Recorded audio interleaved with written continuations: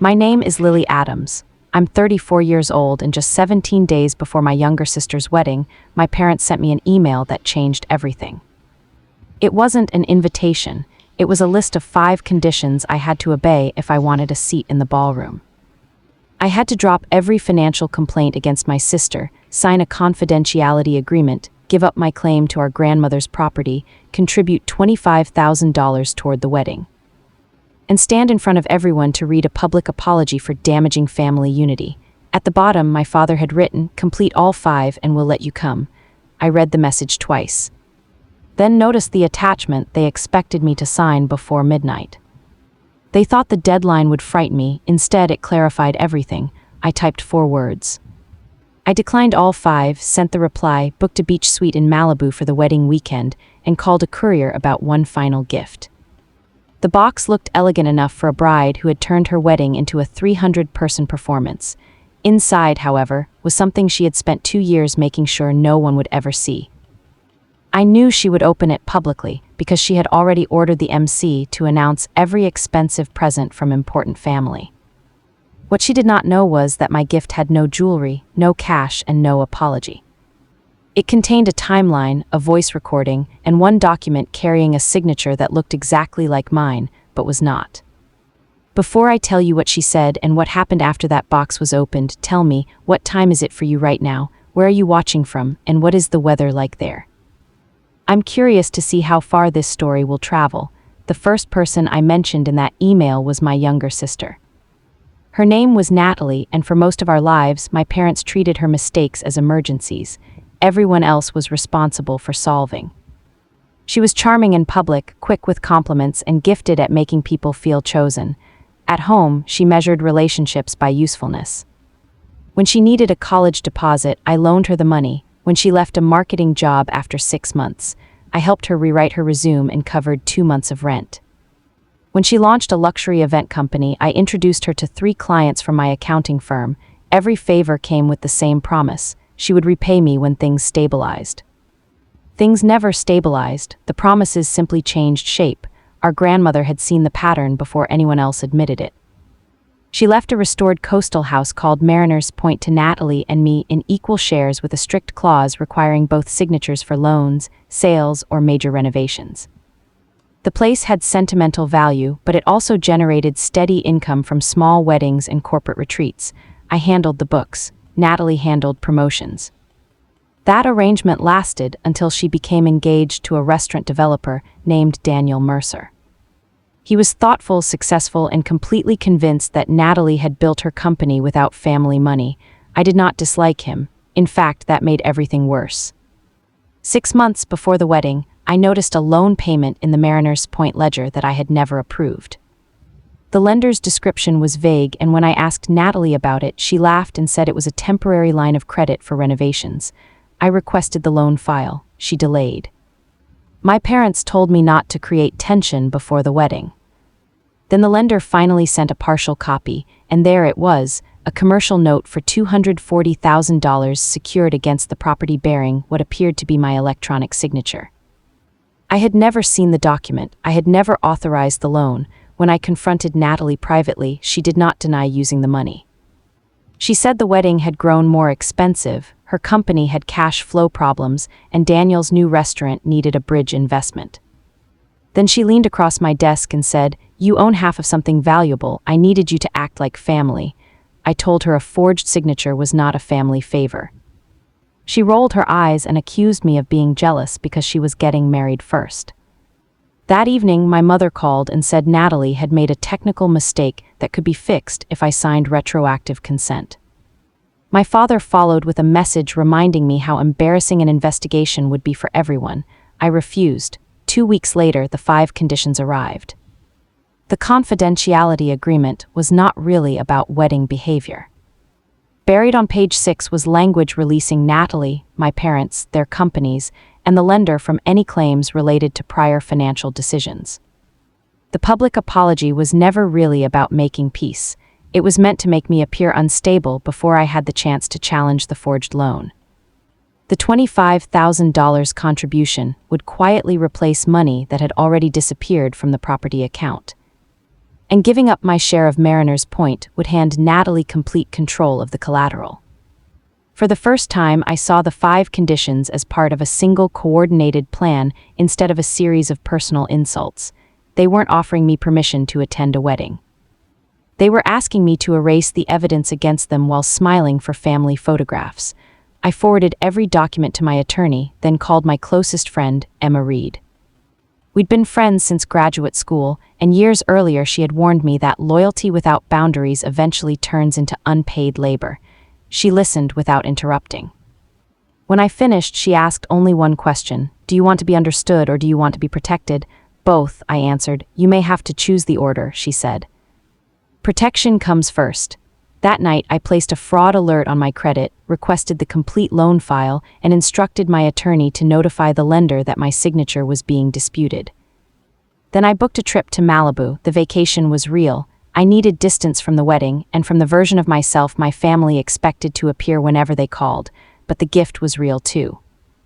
Natalie had spent months planning an elaborate pre-ceremony presentation where selected relatives would offer blessings and expensive gifts before the vows began. She had even emailed me twice asking for a meaningful family tribute to be played on the ballroom screen. I decided to give her exactly that. A record of what our family had truly become, prepared with the same precision I used during a forensic audit. I wasn't planning to scream, interrupt, or beg anyone to believe me. I intended to let the dates, bank transfers, signatures, and Natalie's own words speak for themselves in the very room where I had been ordered to stay silent. 3 days later, Emma and I were in Malibu, sitting at a narrow dining table covered with bank statements, loan records, property documents, and color-coded notes. The ocean stretched beyond the windows, but I barely noticed it. Every hour uncovered another fact that made those 5 conditions feel less like family pressure and more like an attempted cover-up. The complete loan file arrived first. My supposed electronic signature had been submitted from an internet address linked to Natalie's office. The identity verification questions had been answered using information only close family members would know: the name of my first employer, the street where we grew up, and the month our grandmother died. The lender had also received a copy of my driver's license. I remembered giving that copy to my mother the year before after she said the family insurance agent needed updated records. When I called her, she insisted she had no idea how Natalie had gotten it. Her answer came too quickly. Emma looked at me as I ended the call. "You don't believe her," she said. "I don't even know what I believe anymore," I admitted. That was the part no one ever warned me about. Finding out you'd been betrayed doesn't instantly make you brave. It makes you question every ordinary memory connected to the people involved. I remembered my mother bringing me soup when I was sick, my father teaching me to drive, Natalie sleeping on my bedroom floor after a painful breakup. Those good memories didn't disappear just because they had been used to gain access to me. They became contaminated. Somehow that felt even worse. I opened the property account and traced the loan proceeds. $90,000 had gone to Natalie's event company. $68,000 had been transferred to a vendor called Mercer Hospitality Design, a company connected to Daniel's restaurant project. $42,000 had covered wedding deposits. Another $27,000 had passed through my parents' consulting business before returning to Natalie as a family gift. The remaining balance had disappeared into fees and overdue bills. The transfer to Daniel's company concerned me, but the description suggested it was an investment he may have believed came directly from Natalie. At that point, I still didn't know whether he was involved or simply being used. Then Emma uncovered the first real twist. A spreadsheet hidden inside a shared archive outlined the projected ownership structure after the wedding. Natalie had listed herself as the sole controller of Mariner's Point. Daniel was listed as a future investor. Under my name, the column read, "Released interest." The document was dated 2 months before my parents had sent those 5 conditions. Beside my name, Natalie had typed a single note, "Will sign to preserve invitation." I stared at that sentence until the words blurred. She had not hoped I would agree. She had calculated that I would. My lifelong desire to avoid embarrassing the family had become an asset on her spreadsheet. I wanted to call her and tell her I had seen everything, but Emma stopped me. "She has been planning around your reactions," she said. "Do not give her a new reaction to plan around." We continued. In an old voice message thread, I found a recording Natalie had sent after too much wine during a business conference. At the time, I had dismissed it as one of her dramatic late-night complaints. Now it sounded different. She said our parents were finally handling Lily, that once I signed the wedding papers, the loan would become too shared to challenge. And that Daniel never needed to know where the restaurant money originated because he would repay it after opening. Her voice was playful, almost bored. At the end, she laughed and said, "She'll be angry for a month, then she'll fix it like she always does." I played the message twice. The second time, I felt no surge of victory. I felt ashamed because part of me recognized the pattern as accurately as she did. I had fixed it like I always did. I had protected Natalie from creditors, employers, former friends, and our parents' disappointment. I had called that love because admitting it was fear would have required me to change sooner. That became the emotional center of the gift. I did not want the presentation to be a collection of humiliating childhood stories. I wanted it to show a chain of adult decisions, the forged signature, the diverted funds, the false release, the planned deception of Daniel, and my parents' effort to secure my cooperation. We built a 12-minute video using only documents that could be authenticated. No dramatic music, no insults. Each screen showed a date, an amount, and the source. The final slide contained one sentence. A wedding cannot create trust where fraud has been used to manufacture consent. I also prepared 3 sealed folders. One was addressed to Daniel and contained the complete transaction trail affecting his restaurant. One was addressed to my parents and contained the notice from my attorney demanding preservation of records. The last was addressed to Natalie. Inside it was a copy of the 5 conditions, my forward refusal, and a formal demand that she repay the stolen funds and relinquish management access to Mariners Point. On top, I placed a handwritten note, "You asked for a public apology. This is the public accounting." Emma read it and said it was cold. I told her cold was safer than cruel. The gift would not invent consequences. It would remove the secrecy that had prevented consequences from reaching her. Still, as I sealed the box, I wondered whether truth delivered in front of 300 people was justice or punishment. I did not have a clean answer. I only knew that every private conversation had ended with pressure, denial, or another document pushed toward me. Public image was the shield Natalie valued most. If I wanted her to stop using that shield, I had to place the facts where image could no longer replace them. The next problem was delivery. I refused to sneak into the wedding, impersonate a vendor, or depend on someone secretly filming guests. Natalie had already created the opening I needed. Her planner had sent every close relative a schedule for the legacy gift ceremony, a 40-minute event before the vows in which selected presents would be opened. While a professional live stream ran for remote guests, Natalie had designed it to display the life she wanted everyone to admire. My name was still printed beside the final presentation slot, followed by the words, "Sisters Tribute Video." My parents apparently assumed I would surrender before the deadline. I emailed the planner and said I would not attend, but would honor the scheduled tribute. I attached the video, provided the tracking number for the box, and requested written confirmation that the sealed folders would remain inside until Natalie opened them. The planner replied that Natalie had personally instructed her to feature my contribution because family reconciliation was part of the wedding narrative. The irony was so exact that I almost laughed. My attorney reviewed every item before shipment. She also sent the lender a formal affidavit disputing the signature and requested an immediate freeze on further draws against Mariners Point. We did not ask the bank to announce anything during the wedding. We did not need to once the fraud report entered the system. Natalie would lose access to the remaining credit and the lender would contact every guarantor listed on the file. At 9:12 the next morning, my father called. He didn't even say hello. "What did you tell the bank?" he demanded. I told him I had simply told them the truth. He warned me that contractors, vendors, and even Daniel's restaurant could suffer because of this.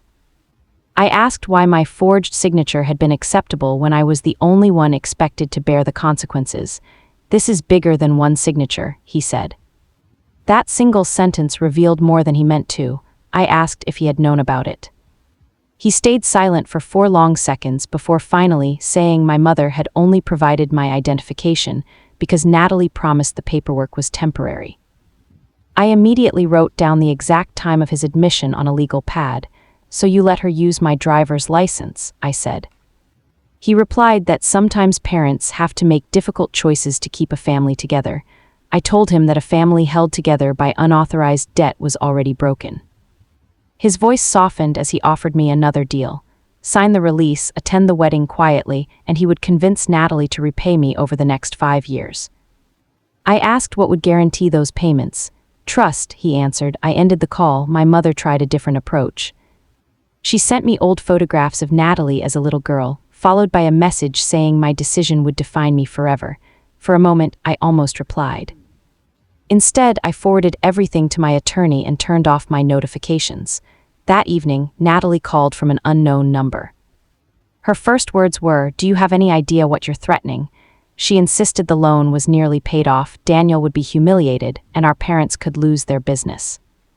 Then her tone softened. She said she wanted me beside her at the wedding and that sisters shouldn't let paperwork ruin a once-in-a-lifetime day. I asked her one simple question. "Did you sign my name?" She paused before saying, "I did what everyone needed." Emma, sitting across from me, heard every word on speakerphone. Natalie continued, "You always land on your feet. I just needed one thing to be mine." There it was, not remorse, just entitlement disguised as pain. I told her the box was already on its way. She shouted my name and demanded to know what was inside. I answered, "Everything you were certain I'd keep private." After the call ended, my hands shook so badly that I spilled water across the table. Emma didn't congratulate me. She simply helped me clean it up. The following morning, we checked into the Malibu suite I had reserved and I placed my phone beside the livestream link. I didn't feel powerful. I felt like I'd stepped onto a bridge after setting fire to the road behind me. At 4:00 p.m. California time, the legacy gift ceremony would begin in a ballroom 3 time zones away. At 3:47, the planner sent one final message. "Your package is on the presentation table. The bride insisted yours be opened last." Natalie still believed she could control the ending. The live stream opened with a wide view of the ballroom. White orchids climbed the columns, candles covered every table, and a glowing gold monogram with Natalie and Daniel's initials stood behind the stage. More than 300 guests filled the room as servers moved between them carrying glasses of champagne. For several minutes, nothing happened. Then the MC welcomed everyone to the private celebration before the vows and explained that the couple wanted to honor the families who had made this day possible. Emma sat beside me on the sofa, but neither of us said a word. One by one, family members came forward. Daniel's parents presented an antique watch. My aunt gave Natalie our grandmother's pearl comb. My parents announced they were contributing toward the couple's future home. Each gift was met with applause and another carefully staged photograph. Natalie looked radiant. If my phone call had frightened her, she hid it well. When the MC reached the final gift, my mother leaned over and whispered something to Natalie. Natalie shook her head. The MC smiled at the camera and announced, "Our final tribute comes from the bride's sister, Lily, who couldn't be with us today but sent something especially meaningful." A quiet murmur spread through the ballroom. Before anyone could stop her, Natalie stood. "My sister and I have had our differences," she said, wearing the gentle, wounded expression she always used whenever she wanted sympathy. "But I believe today is about forgiveness." The room filled with applause. My father didn't clap. The walnut box, polished to a shine and tied with an ivory ribbon, was carried onto the stage. Natalie glanced toward the livestream camera as though she were looking directly at me. "Whatever she sent," she said, "I accept it with love." She lifted the lid. Resting on top was a silver frame holding a photograph of Natalie and me at Mariner's Point when we were teenagers. Beneath it lay an envelope labeled, "Read aloud." She smiled, clearly expecting an apology, and handed the envelope to the MC. He unfolded the single page. His expression changed after the first line. Natalie reached for it, but he had already read enough for the microphone to carry the words across the room. "To my sister, you asked me to surrender my legal claims, my property interest, my silence, and $25,000 in exchange for permission to attend your wedding. I declined because consent obtained through pressure is not consent." The ballroom went still. My mother rose from her chair. Natalie snatched the letter and scanned the rest. "Turn off the microphone," she whispered. The MC looked toward the planner, uncertain. Then the ballroom screen changed. The tribute video had begun automatically at the time listed in the program. The first slide showed the 5 conditions exactly as my parents had sent them. The second highlighted the release language hidden on page 6. Guests began reading. Daniel stepped closer to the screen. Natalie hurried toward the control table, but the planner blocked her and said the presentation had been approved under her own written instructions. The third slide displayed the $240,000 loan, the disputed signature, and the internet address connected to Natalie's office. Daniel turned toward her. "Why is Lily's name on that?" he asked. Natalie said the document was misleading. The video moved to the transfer chart. $90,000 to her company, $42,000 to wedding deposits, $68,000 to Daniel's restaurant project. His face changed when he saw his business listed. "You told me that money came from your retained earnings," he said. Natalie reached for his arm. He stepped back. My father pushed toward the stage, shouting that private documents were being used out of context. Then the recording played. Natalie's own voice filled the ballroom. "Once Lily signs, the loan becomes too shared to challenge. Daniel never needs to know where the restaurant money started." Her laugh followed. It sounded sharper through the speakers than it had on my laptop. Natalie froze for 1 second. No one moved. Then she screamed, "Shut it off. Shut it off now." The sound was not fear of anything inside the box. It was terror at hearing her private certainty become public evidence. She grabbed the silver frame and threw it onto the table, knocking over a vase. Daniel opened the folder addressed to him. Inside was the full transaction trail and a letter from my attorney advising him to obtain independent counsel before combining any assets or signing the marriage license. He read the first page, then looked at Natalie as if he had never seen her before. On the screen, the final slide appeared. "This presentation has also been provided to the lender and legal counsel. No one in this room is being asked to choose a side. You are being asked to look at the record." The video ended. There was no music, no dramatic photograph, and no image of me. Just a black screen and the date. Across the country in a quiet Malibu suite, I watched my sister realize that the story she had prepared for the room no longer belonged to her. For several seconds after the screen went dark, the ballroom remained silent. Then everyone seemed to speak at once. Daniel's father pulled him aside. My aunt asked my mother whether the conditions were real. Two of Natalie's business clients moved toward the exit while staring at the transfer chart they had photographed. The planner turned off the live stream's public audio, but my private feed continued through a backup link she had sent earlier, so I could still see the stage. Natalie was crying now, not quietly. She pointed at the box and told the room I had fabricated everything because I could not tolerate her happiness. My mother rushed to her side and repeated that the documents lacked context. My father took the microphone and asked the guests to respect a temporary family misunderstanding. That phrase broke whatever patience Daniel had left. He walked to the center of the stage, holding the folder addressed to him, and asked Natalie a direct question. "Did you authorize the transfer into my company without telling me the source?" She answered that she had been trying to help him. He asked whether she had forged my signature. She claimed I would have approved the loan eventually. Daniel then asked if my parents had known about it. My mother immediately tried to answer for her, but Daniel raised his hand and said, "I asked Natalie." Natalie looked around the room as if hoping someone would rescue her. For the first time, no one stepped in. She finally admitted that she had completed the online signature because the lender's deadline was approaching. She insisted the property's value made the loan harmless and accused me of always standing in the way of her success. Daniel opened another document. "This says you plan to transfer Lily's ownership to yourself after she signed a release. Was that harmless too?" Natalie's expression hardened and her tears disappeared. She told him that marriage required loyalty and that he should be defending her instead of questioning her in front of everyone. "They aren't strangers," Daniel replied. "They're witnesses." My father stepped toward him, warning him not to make a decision he would regret. Daniel answered that the permanent decision had already been made the moment his business was funded with disputed money. He took the wedding ring from his pocket, still unworn because the ceremony had not begun, placed the box on the table and said, "There will be no wedding today." A shocked gasp spread across the ballroom. Natalie grabbed his jacket and begged him to reconsider. He gently stepped away and asked security to escort him to a private room where he could speak with his attorney and business partners. My mother shouted that I had ruined the wedding. At that moment, the wedding planner approached the microphone and announced that there was a video call request from me on the presentation screen. I hadn't planned to appear, but Daniel had texted Emma using the number listed in my attorney's letter and asked if I would answer 3 questions. Emma looked at me. I almost refused.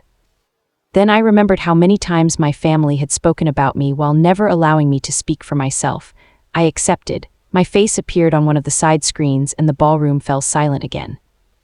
I could see Natalie staring at me, her makeup streaked and her panic replaced by anger. Daniel asked if I had ever authorized the loan.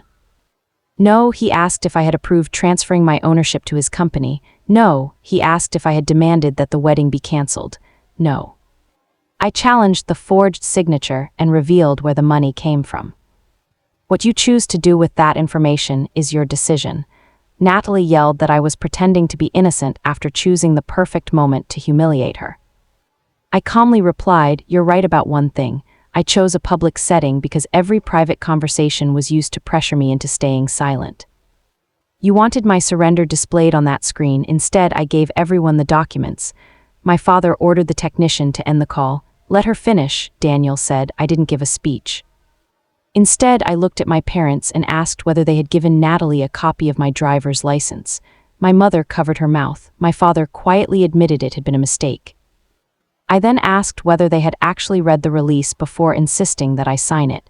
He admitted their attorney had told them it would simply prevent future litigation. That confession echoed through the room more powerfully than any accusation I could have made. My aunt turned to my mother and said, "You knew this was never about wedding behavior." My mother broke down crying. She admitted they were terrified that if the loan failed, Natalie's business, Daniel's restaurant, and Mariner's Point would all collapse together. I answered, "So you decided I should be the one to quietly pay the price?" No one answered. Then Natalie made the mistake that destroyed any remaining sympathy. "Because you could afford it," she shouted. Her words echoed across the ballroom. Before anyone could stop her, she continued, saying that I had a successful career, no wedding expenses, and no children depending on me. So taking on the debt would have hurt me less than losing everything would have hurt her. Daniel stared at her. My parents lowered their eyes to the floor. In one sentence, she revealed the thinking behind every condition they had forced on me. Because I was financially stable, they believed I was the easiest person to exploit. I told her, having more money doesn't turn theft into sharing. Then I ended the call. Over the next hour, messages filled me in on what happened afterward. Daniel left with his parents and instructed the officiant not to sign or submit the marriage license. His business partner immediately froze all spending connected to the disputed investment. The lender suspended the Mariner's Point credit line and notified every listed guarantor. Before the ballroom had even emptied, 2 major clients canceled contracts with Natalie's company. The venue demanded immediate payment of the remaining balance, but the card Natalie provided was declined because it was linked to the frozen property account. To avoid a lawsuit from the venue, my father paid the outstanding balance from his personal savings. Natalie refused to leave the bridal suite until security informed her that the reservation ended at midnight.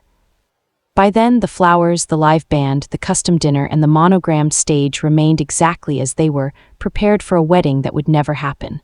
I didn't celebrate.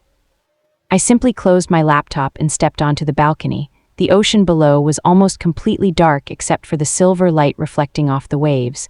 Emma stood beside me in silence.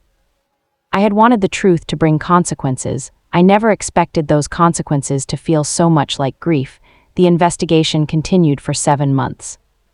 The lender's digital records confirmed that Natalie had accessed my personal information from her office and that my mother had emailed her a copy of my driver's license. My parents avoided criminal charges by cooperating fully, handing over documents, and admitting their involvement in the attempted release. But cooperation couldn't save them from the financial consequences. Because their consulting company had received $27,000 from the loan, the lender officially treated them as participants in an unauthorized transaction. They sold their lake condo, emptied most of their retirement account, and paid a substantial settlement toward the property debt. My father resigned from 2 nonprofit boards after the dispute became public. My mother stopped speaking to several relatives who refused to describe the incident as Lily's revenge. Natalie faced the heaviest consequences. Her event company collapsed within 3 months because clients no longer trusted her with deposits. Daniel permanently ended the engagement and returned every gift he could identify. His restaurant project survived only after he replaced the disputed money with a legitimate investment and signed an agreement separating his business from Natalie's claims. He sent me one letter thanking me for the documents and apologizing for benefiting from money he had not questioned carefully enough. I believed him, but I did not become part of his life. Some endings do not need a new friendship attached to them. Natalie eventually accepted a plea agreement involving fraud and identity misuse. She received a suspended sentence, community supervision, and a restitution order large enough to follow her for years. She also transferred her share of Mariner's Point into a court-supervised trust until the debt was resolved. I became the temporary manager not because I wanted to win the property, but because someone had to rebuild the records and restore the business. Within a year, the venue was profitable again. I used part of my management fee to create a small legal aid fund for people disputing financial abuse by relatives. That decision gave the experience a purpose beyond punishment. My relationship with my parents did not recover. They wrote letters, sent holiday cards, and asked for counseling. I agreed to one session. During it, my father said they had believed I was the strongest person in the family. I told him strength was not consent to carry everyone else's consequences. My mother apologized, but she still asked whether the public presentation had been necessary. I answered honestly, perhaps not. I could have let the lawyers handle everything privately, but privacy had protected them for years, and they had planned to use the wedding crowd to certify a false version of events. I was not sorry that the same crowd saw the record. I was sorry that none of us had stopped the pattern before a ballroom became the only place where denial could no longer survive. Natalie contacted me once after sentencing. Her message contained no greeting. She wrote, "You got everything." I replied, "No, I kept what was mine." Then I blocked the number. On the first anniversary of the canceled wedding, I returned to Malibu alone. I opened the photograph that had been inside the gift box, the one of Natalie and me at Mariner's Point before money, businesses, and family roles hardened around us. For a moment, I missed the sister in that picture. Then I understood that missing who someone used to be does not require reopening the door to who they chose to become. I had not mailed a dangerous object, I had mailed evidence. The terror came from recognition. Natalie had built her future on the assumption that I would protect her from the truth. And when that assumption failed, everything resting on it failed too. Some people called what I did revenge, others called it accountability. I still think it was both. The difference is that revenge alone would have ended with her humiliation. Accountability continued through restitution, boundaries, and the work of rebuilding what her decisions damaged. So tell me honestly, if your family demanded that you sign away your rights to preserve a perfect celebration, would you expose the truth publicly? Or would you let the law speak in private and walk away? Thank you for giving this story your time and attention. All characters, events, and outcomes are fictional and made only for entertainment and reflection. We hope it reminds you that when someone benefits from your loyalty but never protect your head, living is not patrol. It is finally correcting an imbalance that lasted too long.